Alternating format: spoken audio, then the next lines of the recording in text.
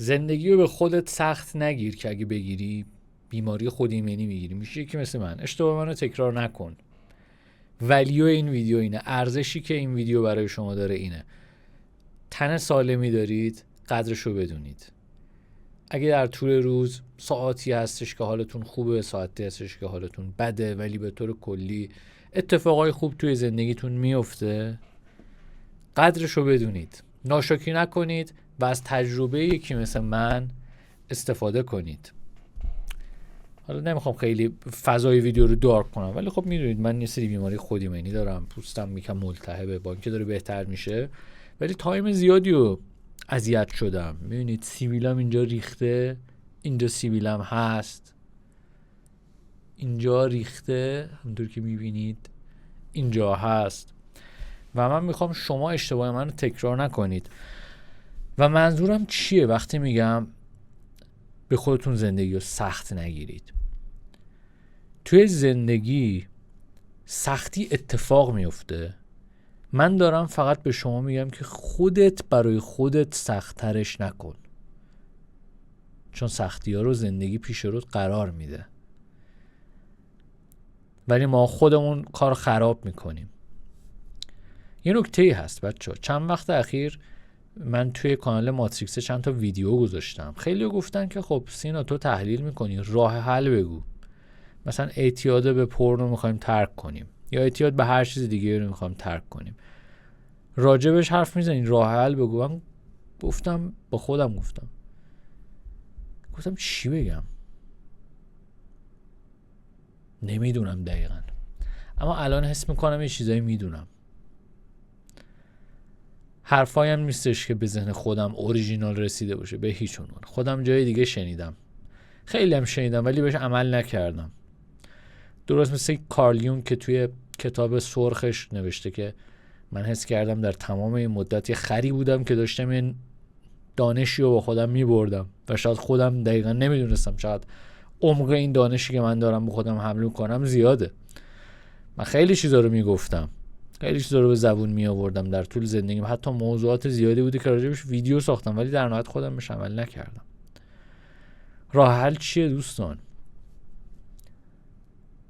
راه حل شاید چیزی که بتونیم بهش بگیم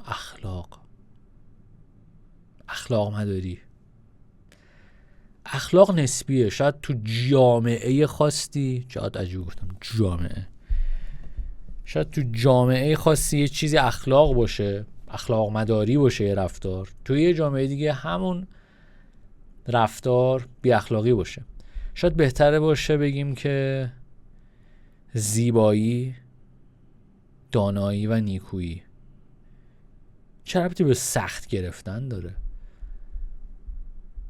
خیلی ربط داره. شاید در ظاهر ربطی نداشته باشه ولی راه حلش همینه، زیبایی، دانایی و نیکویی. یعنی اگه من کارهای زیبا انجام میدادم، میدانستم و خوبی میکردم، سلامتی ما از دست نمیدادم.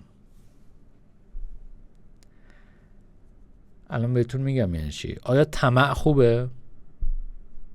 طمع خوب نیست، طمع زشته.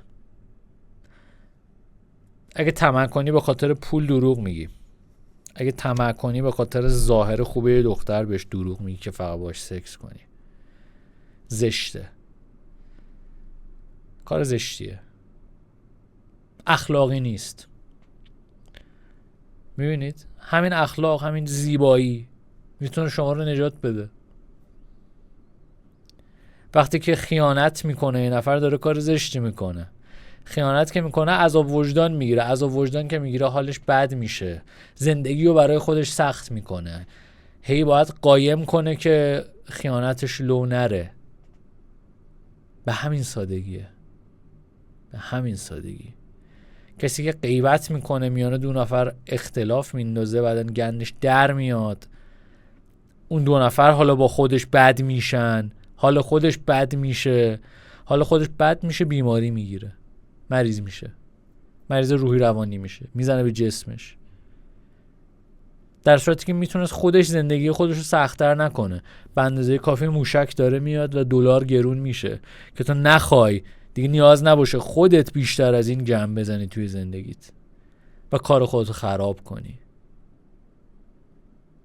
گاهی اوقات به همین سادگی ماها بیمار میشیم، بقیه رو بیمار میکنیم، در حق خودمون و بقیه ظلم میکنیم، بدی میکنیم. گفتم که جوابی ندارم، کامنتاتون رو خوندم، گفتم سینا چه جوابی داری بدی به بچه ها، ولی الان فکر کنم فهمیدم. زیبایی، دانایی